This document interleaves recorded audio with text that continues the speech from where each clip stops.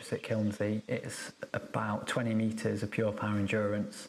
It was first bolted by Ben Moon in the 1990s and first climbed by Steve McClure in 2000. Since then, it's been repeated by Adam Ondra, Alex Megos and Will Bosi.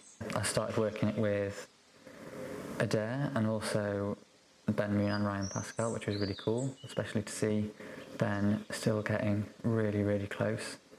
And also it was really interesting to see the variety of different sequences and different ways people did it.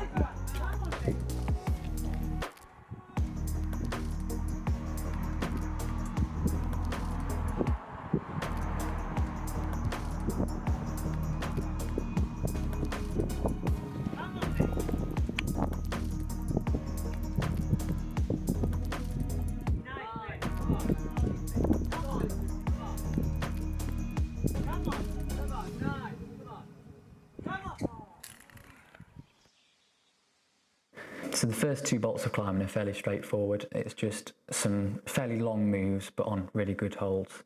The main issue with this was that the first two bolts were often quite wet, so you had to climb this section and then try and dry your hands before entering the first boulder. The first boulder has a couple of the individually hardest moves on the route.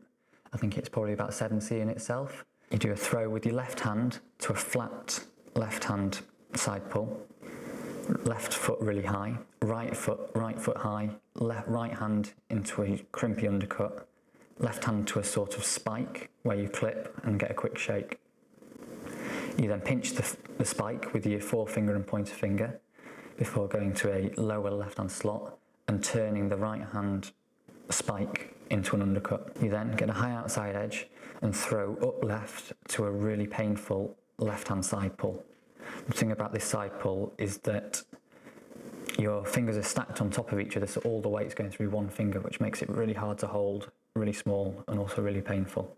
But when you're on red point, you kind of just have to ignore this. You then do a long throw to a right hand flat hold and then do a left hand flag to make the next clip.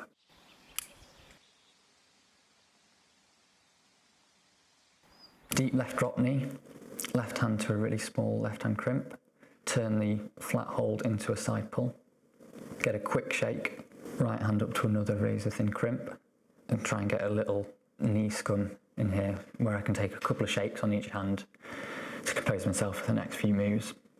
When I throw out left hand to a side pull, step my right foot through and try and be really precise with my left foot before making a clip.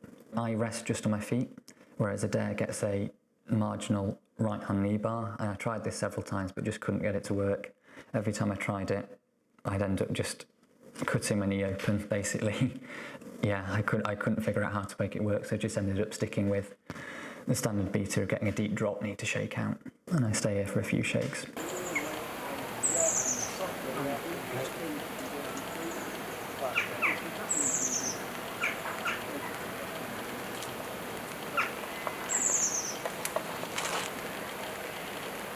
The rest comes just before, for me, was probably the red point crux, or at least the point where I fell off the most times. because once you get to here, if you can't rest properly or if you get too pumped, you can't recover, and then I just had no chance to do these next moves. But funnily, on the red point go, it felt so much different to any other go I'd had before, and I was actually able to shake out mid-crook sequence on the bit that was before the hardest part of the route for me. So here, bring your left foot really, really high. And this, yeah, I did do some flexibility training to make sure that I could keep in on my hips, because if your hips are out from the wall, you can't sit on your foot, and it makes it so much harder. Once you've rocked up on your left foot, you then go again with your left to a paw pinch. That's really narrow, and I think you can get 3 fingers and a thumb. Once you've done that, you rock over, sit on your foot, and then cross over to a right hand slot. Come on, John, you've got it! Yeah, come on, mate! The crux here was hitting it in control, because you have to be super precise, but on the red point I was able to shake out mid-move, which I hadn't been able to do before. Once here, you get to a pretty decent rest onto relatively positive holds. The thing here is, although for me I passed what was the red point crux, it's by no means over to the top.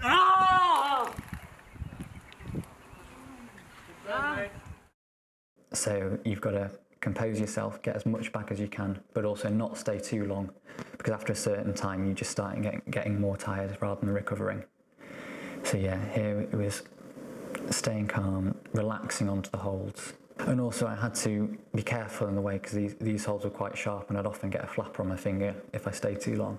You then enter a little bit of a groove, going up with your left hand to a slopey right hand crimp, bringing your right foot up high, and then going really precisely to a right hand Gaston, really thin, sharp right hand Gaston, where you had to hit it really precisely and get it just perfect, otherwise you couldn't latch onto it and pull yourself in.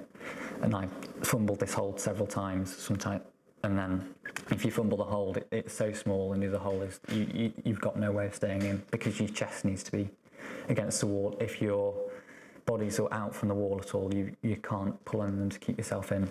Once you're at that point, there is a bolt, but it's too far out right, so you end up skipping it, which is a bit run out, but it's perfectly safe.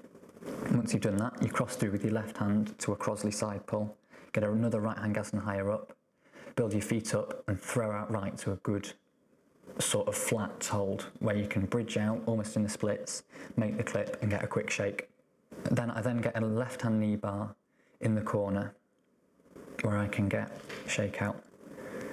The main thing here was judging how long I could stay in the knee bar before I slipped out, because I fell out of this knee bar countless times on the red point because I was trying to push it too far. And one of the key things here was making sure I didn't fall out of the knee bar and left before that happened.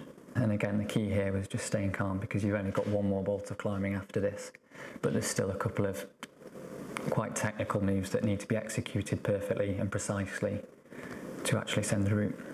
So you match the flat right hand hold, you then rock up to a right hand undercling before hopping your left foot up really high on the left. You then come into a poor, sort of really poor 2-3 finger left hand sort of undercling sort of thing. You then readjust your right hand so it's better into the undercling. And this is the move that I dropped a couple of times, and it's not moving your hands, but it's actually hopping your left foot up really, really high and close into your body. One time I hopped my foot up and accidentally stood on the rope, so I couldn't readjust my foot. And then the second time I got my leg stuck the wrong side of the rope, so then I couldn't hop my foot up, which was pretty frustrating. But once you've hit this, you had to be super precise to hit the hold exactly right before you can then sit on your foot, come into a left hand undercling, transfer your weight round so you can then move out right to a right hand Gaston. You can then build your feet up quite high, go again to a second right hand Gaston, build your feet up again, and then throw to the final jug. From there, you can clip the chains and it's all over.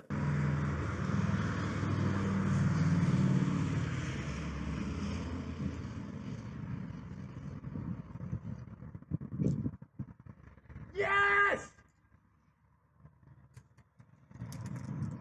Yes! Get in! Yes! Hold it down! Get in! I felt fine!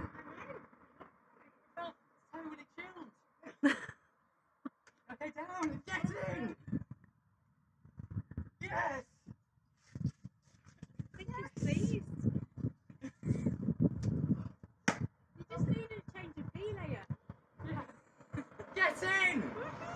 How much